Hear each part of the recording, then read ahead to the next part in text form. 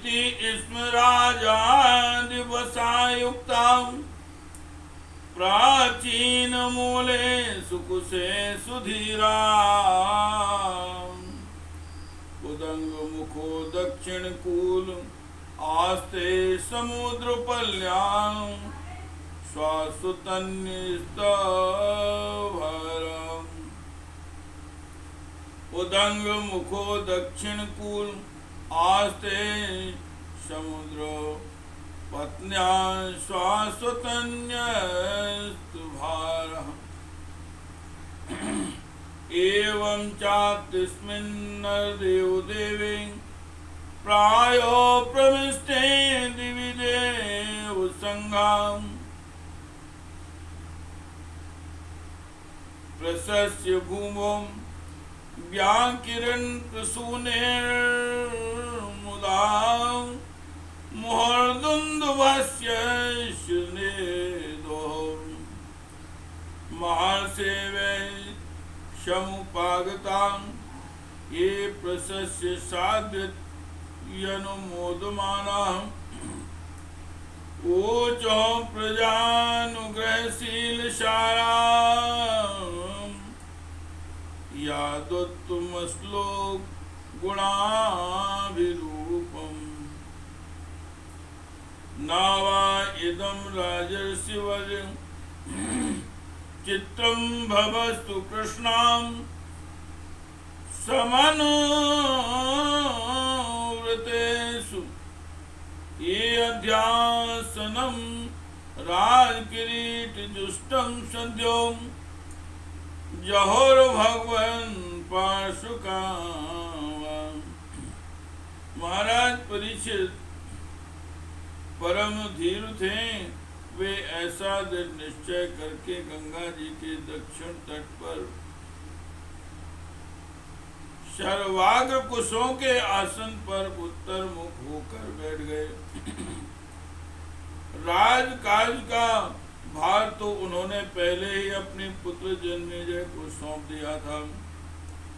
पृथ्वी के एक छत्र सम्राट परीक्षित जब इस प्रकार आमरण अनशन का निश्चय करके बैठ गए, तब आकाश में स्थित देवता लोग बड़े आनंद से उनकी प्रशंसा करते हुए वहां पृथ्वी पर पुष्पों की वर्षा करने लगे तथा उनके नगारे बार बार बजने लगे। सभी उपस्थित महर्षियों ने परीक्षित के निश्चय की प्रशंसा की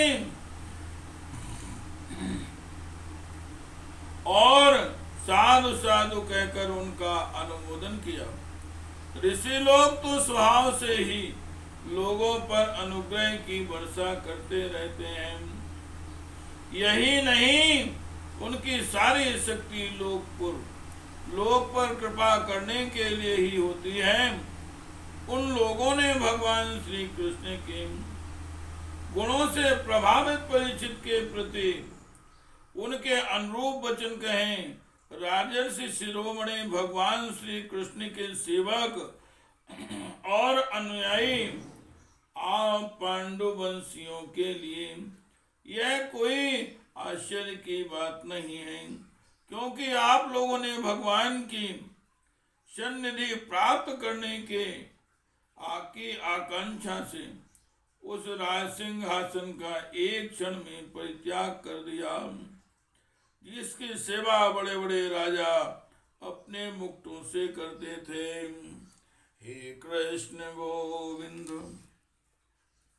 हरे मुरारे, हे नाथ नारायण वासुदेवाय, हे नाथ नारायण वासुदेवाय, हे नाथ नारायण वासुदेवाय, हे नाथ नारायण वासुदेवाय। सर्वे वयं तावदिहास्महे अद्य कलेवरं यादशो विहाय लोकं परं विजस्कं विशोकं यायस्तयं भागवत प्रधानम् आश्रित्य तादृशी गणवचां परिचित समं मधुचदं गुरु चाविलीकम्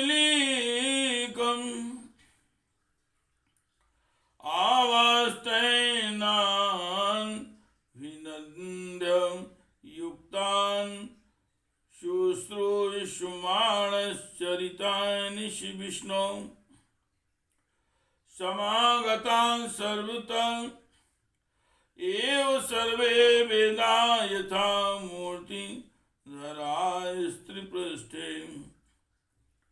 नेहाद्य वामुत्तचां कश्चनार्थं श्रुतेन पुराणग्रहमात्मशीलं ततस्य वा पृच्छामिमं निपृच्छे विश्रमभ्य विप्राम् इति कृत्यतायाम् सर्वात्मनं प्रियमाणे स्वीकृत्यं शुद्धं च तत्तामुस्ताभियुक्ता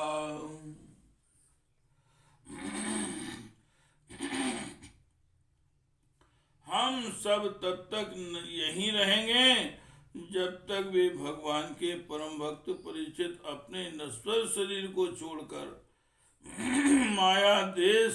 माया दोष एवं शोक से रहित भगवत धाम में नहीं चले जाते।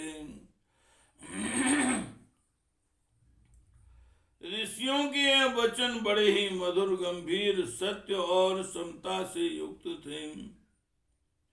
उन्हें सुनकर राजा परीक्षित ने उन योग युक्त मुनियों का अभिनंदन किया और भगवान के मनोहर चरित्र सुनने की इच्छा से ऋषियों से प्रार्थना की। महात्माओं, आप सभी सब ओर से यहाँ पधारे हैं। आप सत्यलोक में रहने वाले मूर्तिमान वेदों के समान हैं। आप लोगों का दूसरों पर अनुग्रह करने के अतिरिक्त जो आपका सहज स्वभाव ही है, इस लोक या परलोक में और कोई स्वार्थ नहीं है। विप्रवरों, आप लोगों पर पूर्ण विश्वास करके मैं अपने कर्तव्य के संबंध में यह पूछने योग्य प्रश्न करता हूँ। आप सभी विद्वान परस्पर विचार करके बतलाइए कि सबके लिए सब अवस्थाओं में और विशेष करके थोड़े ही समय में मरने वाले पुरुषों के लिए अंतःकरण और शरीर से करने योग्य विशुद्ध कर्म कौन सा है? हे कृष्ण गोविंद हरे मुरारे, हे नाथ नारायण वासुदेवाय, हे नाथ नारायण वासुदेवाय, हे नाथ नारायण वासुदेवाय, हे नाथ नारायण वासुदेवाय। हे कृष्ण